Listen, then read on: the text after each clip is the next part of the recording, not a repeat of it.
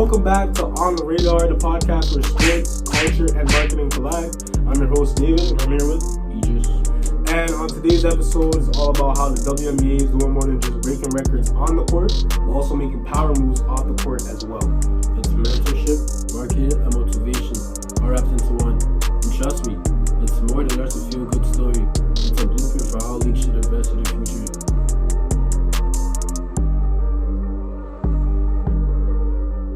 Alright, let's break it down. The WNBA partnered with Voice in Sport.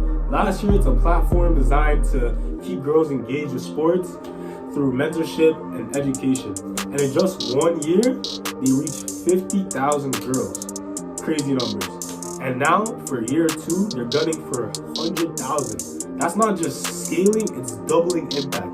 And they've got heavy hitters behind them too, like AT&T, Nike, CarMax, Google, all part of the change makers collective funding the project. Not just funding, those brands are actually involved. It's authentic marketing that means something. Now here's where it gets even better. These mentorship sessions aren't just how to run or pick a role, they're diving into mental health, body image, confidence, and nutrition. All stuff that athletes actually deal with. And mentors, we're talking about legit WNBA stars here, like Leah Buston, Ashley Clark, Haley Jones.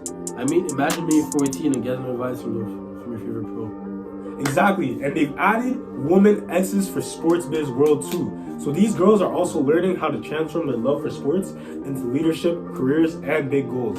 It's that pipeline mindset. Not every girl is going to go pro, but every girl should feel like she belongs in the sports world, on the court, in the boardroom, behind the cameras, wherever.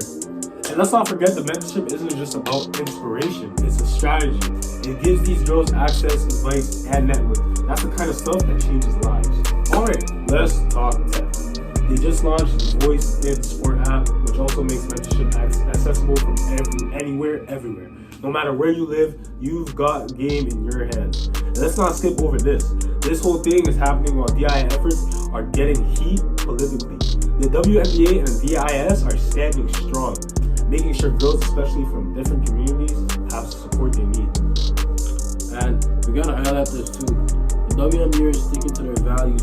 While there's pressure politically to back off, a lot of companies are scaling down on their work. WNBA, they're turning up their volume. That's leadership. They're not afraid to take a stand. And honestly, that's what sets them apart from other leagues. The WNBA brand has always been about more than basketball. This just proves it. It's bigger than basketball, man. This is culture. This is legacy. True that. So, from a branding standpoint, this is a textbook purpose-driven marketing done right. These companies aren't just slapping on logos to jerseys, they're contributing to real, measurable change. And that's where fans really connect. Gen Z and Gen Alpha, they don't want brands that stand for something. If you're investing in girls' mental health community, that matters. That builds loyalty.